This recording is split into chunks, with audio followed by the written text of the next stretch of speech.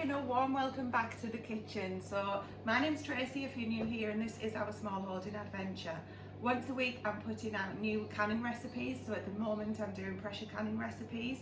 I've got a Presto 23 quart canner, and at the moment I'm using a dial gauge on that. I do have an interesting video coming up where I'm converting, potentially if I like it, over to a weighted gauge that I've managed to get my hands on now that they're back in stock. Let me know if you're interested, and I'll do a separate video on that conversion and learning about that as well. So today's video is beef stroganoff.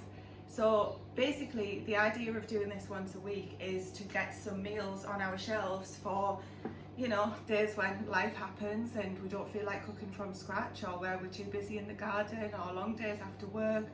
Some days you just don't feel like it.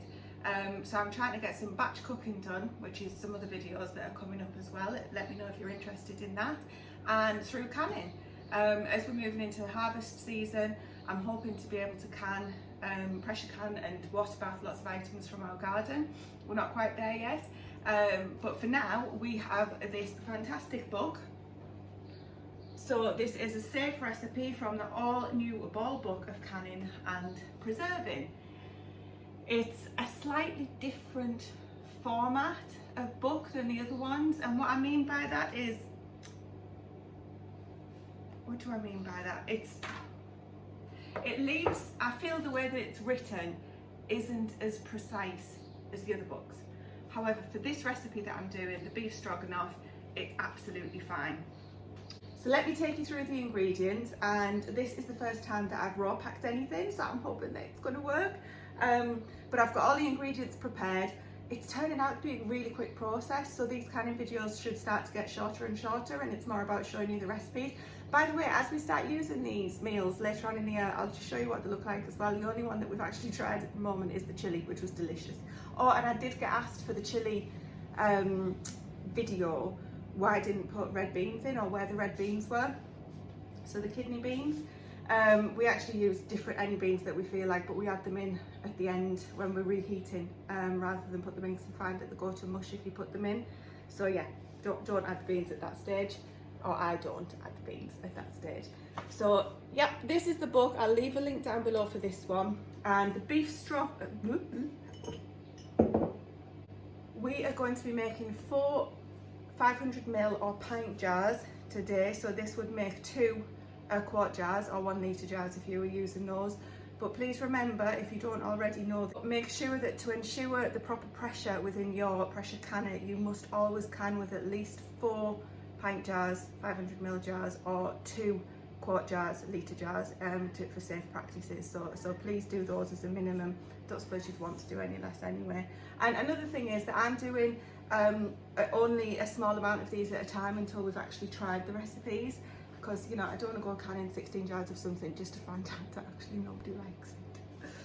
Right, so let me show you the ingredients that we've got going on. Just out of camera, we have got 1 kilo of boneless beef. So basically it's just a cheap diced beef that we've got here, cut into like 5cm style chunks. We've got 1 cup of mushrooms. We've got 1 cup of chopped onions. We will need 4 tablespoons of tomato paste or puree, 2 teaspoons of salt. I need to get my salt. 1 teaspoon of black ground pepper, 4 tablespoons of Worcestershire sauce, 2 teaspoons of dried thyme. So this is fresh thyme out of our garden, which I'm just so excited about. I've just done that. 2 teaspoons of dried parsley, which is hopefully soon from the garden, and 2 cloves of garlic. So I'm just using the lazy garlic. You'll also need some hot beef broth. Now, all my jars are pre-washed, and you're not supposed to heat the lids anymore, but I tend to just leave them on the Aga to warm up, because I always find that they get a better seal when the lids are warm. So the jars are ready. This is a raw pack method, so all of our ingredients we're literally going to distribute between the 4 jars that I'm using, the four smaller jars. So in the meantime, because I can outside, if you guys remember, I'm going to get my 3 quarts of water into the pressure canner and get that over onto the burner warming up, so that obviously we don't want to put, because it's hot broth that we're using, we don't want to put the hot jars into cold water in the canner, because we'll risk cracking the jars and losing not only your jars and the expense of the jars and the food, but all of the work that you've put into doing this. So bring your canner up to just below boiling temperature, so you know, quite a high, it's about 82 degrees centigrade, and get that ready so that as soon as these guys are packed and ready and full, we can pop over to the barn where I do my canning, and we can get them into some temperature of water that's suitable to get the process going. So let's get these jars packed. Right then guys, the can is warming up and we are going to divide our ingredients between the 4 jars.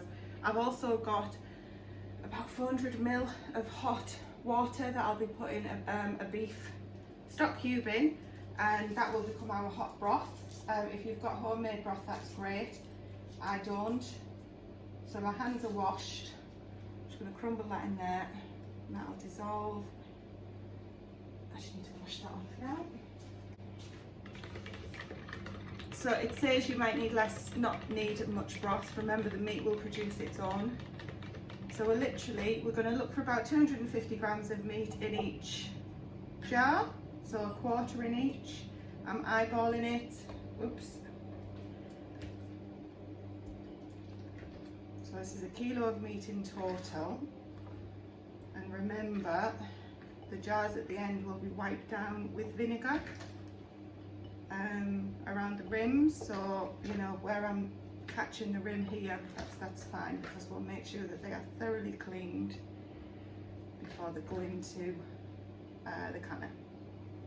Now, to be honest, I would weigh this out. My battery and my scales is gone. My other scales aren't in here. So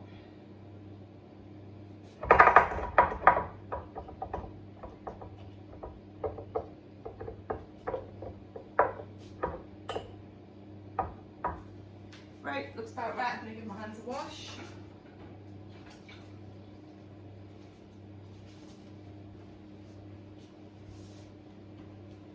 Right, now we're going to come to the mushrooms. We've got a cup of mushrooms, so we're going to put a quarter cup in each. Again, you can measure this out if you really want to, but I'm just going to eyeball it. You could probably put more in. I have seen videos where people are putting more in, but as you know, I like to follow the recipe to the letter for the first time. And we need 1 tablespoon of tomato paste, which I will measure in each.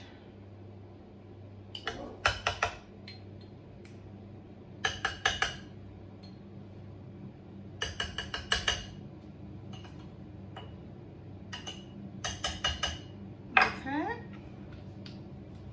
Then we need half a teaspoon of salt in each, which is this little beauty here.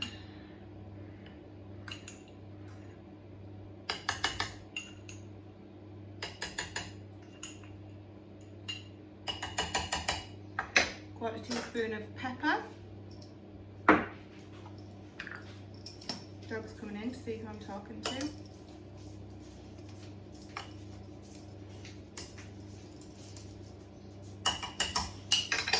And a tablespoon of Worcestershire sauce.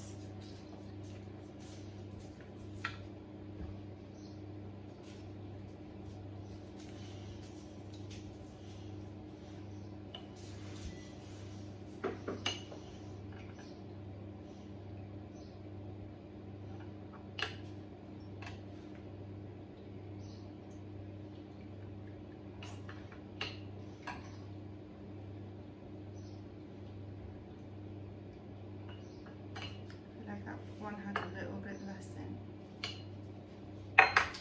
Half a teaspoon of thyme, half a teaspoon of parsley. I'm so excited to be using my own herbs. Oh my goodness, the smell is amazing. I'm not just saying that because it's mine.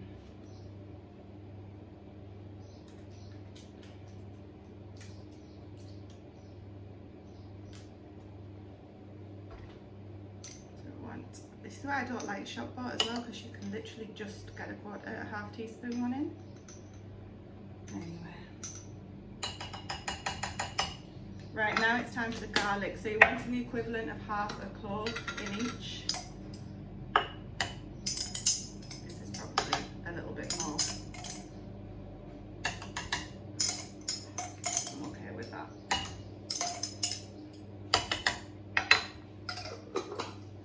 And then you want to add your hot broth. Oh, missed the onion. A quarter cup of onion. Silly me. I thought it looked a bit empty. Oh goodness, there's some on the floor. Sorry for the background noise, neighbours up to something. And I've got kitchen windows open because it's a beautiful day. I'm going to smell so good after this, aren't I?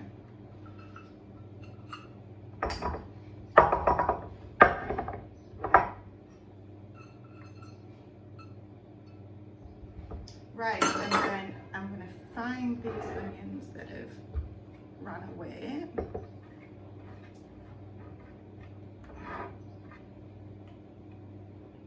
Do that, and then I'm going to cover them with enough hot broth.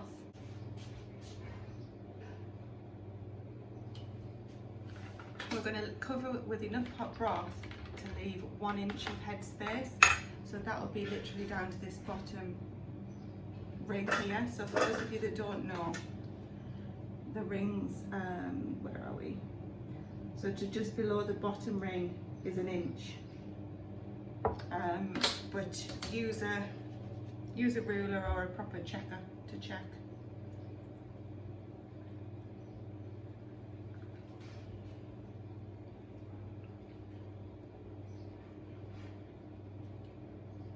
I think I'm going to need a little bit more hot broth making up, but that's okay. In fact, I can just top these up with water.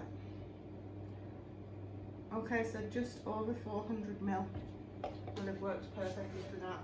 Maybe I was a little bit under. I think with all the seasonings that are in there, we should be good. So that's about 1 inch, I'll check. Remember, we're going to debubble these to be safe. Do that first. Where's my trusty debubbler? Give it a good poke down everywhere, which will mix the ingredients at the same time. You could pre-mix all of this in a bowl and then just divide it equally if that sits better with you.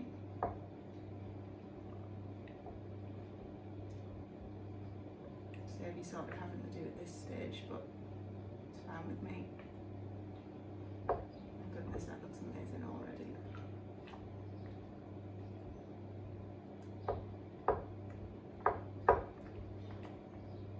So yeah, really important to get all those air bubbles out. All a good move around, make sure it's happy in its new home.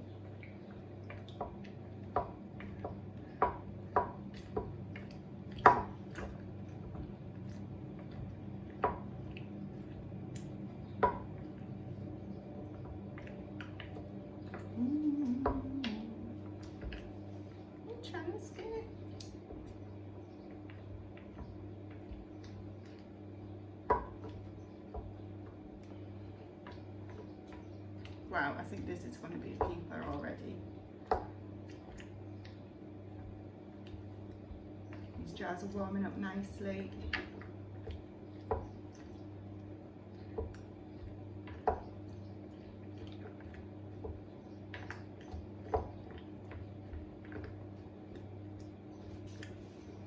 The escapees back in, and you can see how this has gone down so much. We're going to need to chop it up.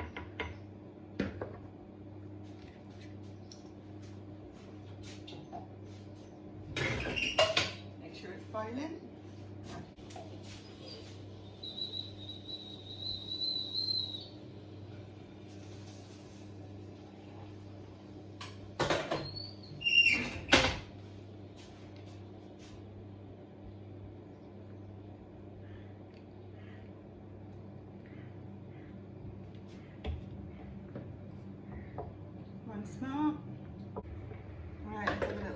with the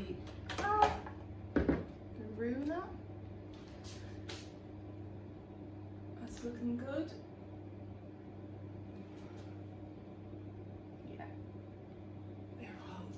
Right, so now we've got our vinegar soaked cloth. I just use regular white vinegar. I'm going to wipe all the way around these. Put the lids on and we'll go and get these processed. Now I'm going to pop these lids on. Fresh lids, fingertip tight.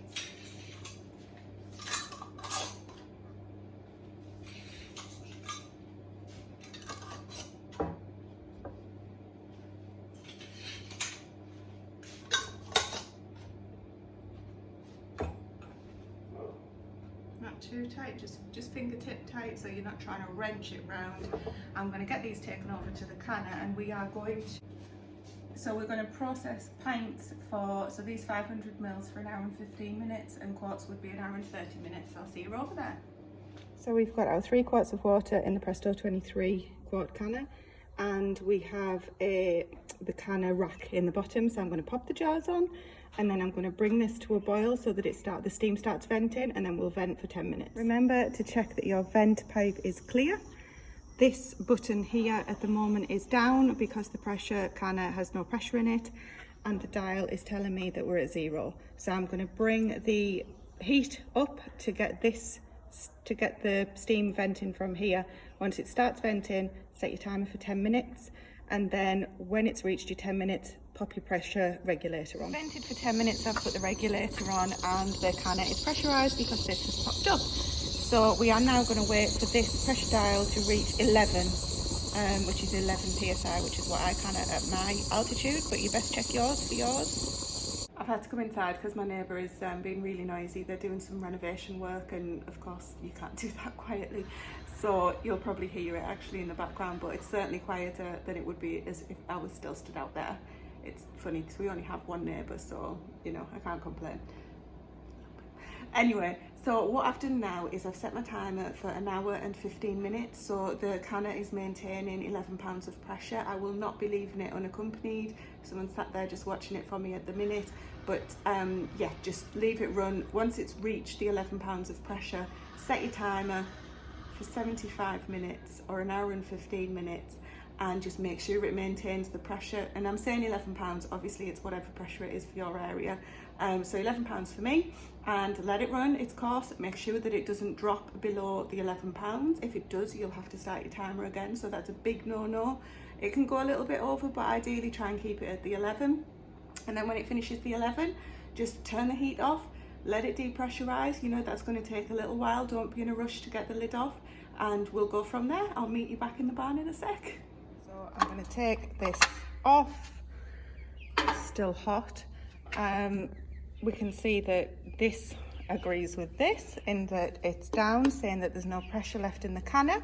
So I'm going to gently remove the lid and turn it away from myself so that any residual steam goes up to the back of the barn wall there, and we'll have a look how we're doing. It's been about an hour actually. It's a really hot day today, so I wasn't in a rush to get this open. So remember guys, I'm going to leave these now for 12 to 24 hours, then we'll take the rings off and we'll double check that the seals are actually sealed. But for now, I'm going to sign off with you guys. If you want to see how I've tested the rings in a previous video, I'll make sure that I link that up here. And for now, this is another 4 jars, all being well, to go up on the pantry shelf and ready for winter. Thank you for watching. Please, if you've enjoyed this video, give us a like and subscribe to the channel, and look out for that next video on the pressure regulator that I'm really excited about. Bye for now.